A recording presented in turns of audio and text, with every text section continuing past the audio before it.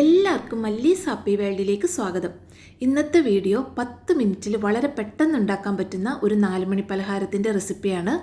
ഗോതമ്പ് പൊടിയും ചെറുപഴവും വെച്ചിട്ട് വളരെ ഹെൽത്തി ആയിട്ടാണ് നമ്മളിത് ഉണ്ടാക്കുന്നത്.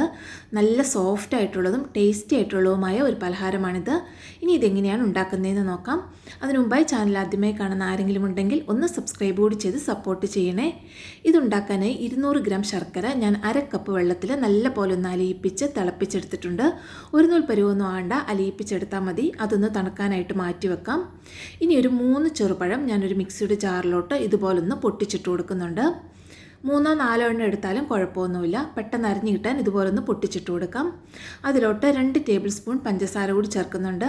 ആ ശർക്കരയുടെ മധുരമൊക്കെ ഒന്ന് ബാലൻസ് ആകാനാണ് പഞ്ചസാര കൂടി ചേർക്കുന്നത്. ഇനി ഇത് നല്ല പേസ്റ്റ് പരുവത്തിലൊന്ന് അരച്ചുകൊണ്ട് വരാം. ഒട്ടും വെള്ളം ചേർക്കാതെ വേണം അരച്ചെടുക്കാനായിട്ട്. അത് ഞാനിപ്പോൾ ഒരു ബൗളിലോട്ട് മുഴുവനും മാറ്റുന്നുണ്ട്. ഇനി ഇതിലോട്ട് ഞാൻ 1 കപ്പ് ഗോതമ്പ് പൊടിയാണ് എടുത്തിരിക്കുന്നത്. അതിൻ്റെ പകുതി ഭാഗം ഞാൻ ഇട്ട് കൊടുക്കുന്നുണ്ട്. ഇനി ഗോതമ്പ് പൊടിയും ഈ പഴത്തിൻ്റെ മിക്സും കൂടി നല്ല പോലെ ഒന്ന് മിക്സാക്കി എടുക്കണം. നമ്മൾ ഇതിലോട്ട് ഒട്ടും വെള്ളം ചേർക്കാതെയാണ് കുഴച്ചെടുക്കുന്നത്. അത് പ്രത്യേകം ശ്രദ്ധിക്കണം. വെള്ളം ചേർത്താൽ അതിൻ്റെ ടേസ്റ്റ് മാറിപ്പോകും. ഇനി ബാക്കി ഞാൻ ആ ശർക്കര പാനിയിലാണ് കുഴച്ചെടുക്കുന്നത്. ശർക്കര പാനി ഞാനിപ്പോൾ ഒരു അരിച്ചൊരു ബൗളിലോട്ട് മാറ്റിയതാണ്. ഇതുപോലെ നല്ല തിക്കായിട്ടുണ്ടാവും അത് തണുത്ത് വരുമ്പോൾ. കാരണം നമ്മൾ 1/2 കപ്പ് വെള്ളത്തിലാണ് ശർക്കര പാനി ഉണ്ടാക്കിയെടുത്തത്. ഇനി ഇതിലോട്ട് ബാക്കിയുള്ള പൊടി കൂടി ചേർത്തിട്ട് നല്ല പോലെ ഒന്ന് മിക്സാക്കി എടുക്കാം. ഞാൻ ഇപ്പോഴും വെള്ളമൊന്നും ചേർത്ത് കൊടുക്കുന്നില്ല. ആ ശർക്കരപ്പാനി നമ്മളിങ്ങനെ ഇളക്കി കൊടുത്തുകൊണ്ടിരിക്കുമ്പോൾ നല്ല പോലെ ലൂസായി നല്ല പോലെ പെട്ടെന്ന് മിക്സ് ആയിക്കോളും. ഇപ്പോൾ ഇതാ നല്ല പോലെ ശർക്കരപ്പാനിയിലും പഴത്തിൻ്റെ കൂട്ടിലും 1 കപ്പ് ഗോതമ്പ് പൊടി നല്ല പോലെ മിക്സായി വന്നിട്ടുണ്ട്. ഈ ഒരു പരുവത്തിനാണ് നമ്മൾ മിക്സാക്കി എടുക്കേണ്ടത്. ഒട്ടും വെള്ളം ചേർക്കാതെ ഇതുപോലെ നല്ല സോഫ്റ്റായിട്ട് മിക്സാക്കി എടുക്കണം. ഇനി ഇതിലോട്ട് 1 ടീസ്പൂൺ കറുത്ത എള്ള് ചേർത്ത് കൊടുക്കുന്നുണ്ട്. 1/2 ടീസ്പൂൺ ചെറിയ ജീരകം ചേർത്ത് കൊടുക്കുന്നുണ്ട്. 1/2 ടീസ്പൂൺ ഏലക്കാപ്പൊടി പഞ്ചസാര ചേർത്ത് പൊടിച്ചതും കൂടി ചേർത്ത് കൊടുക്കുന്നുണ്ട്. നല്ലൊരു ഫ്ലേവറും ടേസ്റ്റും കിട്ടുന്നതിന് വേണ്ടിയാണ് എള്ളും ജീരകവും ചേർത്ത് കൊടുത്തത്.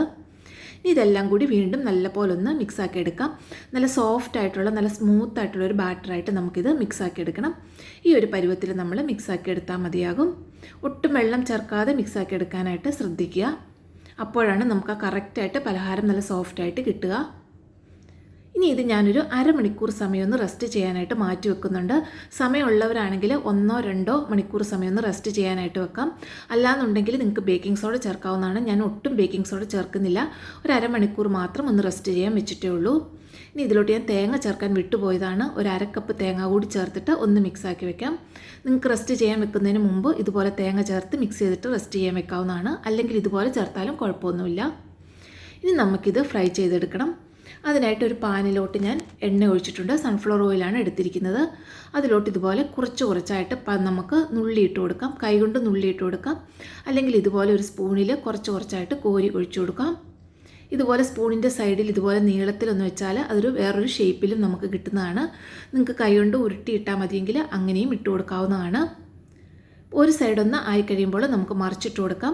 നമ്മൾ ശർക്കര ചേർത്തുണ്ടാക്കുന്നതുകൊണ്ട് ഇത് നല്ലൊരു ഡാർക്ക് ബ്രൗൺ കളറിലായിരിക്കും ഫ്രൈ ആയി കഴിയുമ്പോൾ കിട്ടുക. ഒരു ലോ ടു മീഡിയം ഫ്ലെയിമിൽ വെച്ചിട്ട് നല്ല പോലെ ഇതിൻ്റെ ഉള്ളെല്ലാം വേവുന്നിടം വരെ നമുക്കൊന്ന് വേവിച്ചെടുക്കണം. ഞാനൊരു 1/2 മണിക്കൂറേ റെസ്റ്റ് ചെയ്യാൻ വെച്ചുള്ളൂ. എന്നിട്ടും അത് നല്ലപോലെ ഒന്ന് പൊന്തി വരുന്നുണ്ട്. 1-2 മണിക്കൂറൊക്കെ ഒന്ന് റെസ്റ്റ് ചെയ്യാൻ വെച്ചാൽ നല്ല പോലെ പൊന്തി കിട്ടുന്നതാണ് പലഹാരം. 2 സൈഡും നല്ല പോലെ ഒന്ന് ബ്രൗൺ കളറൊക്കെ ആയി നല്ല പോലെ ഒന്ന് വെന്ത് വരുമ്പോൾ നമുക്ക് എണ്ണയിൽ നിന്നും കോരിയെടുക്കാം. ഒട്ടും എണ്ണ കുടിക്കാത്ത നല്ല ടേസ്റ്റി ആയിട്ട് പെട്ടെന്ന് ഉണ്ടാക്കാൻ പറ്റുന്നൊരു പലഹാരമാണിത്.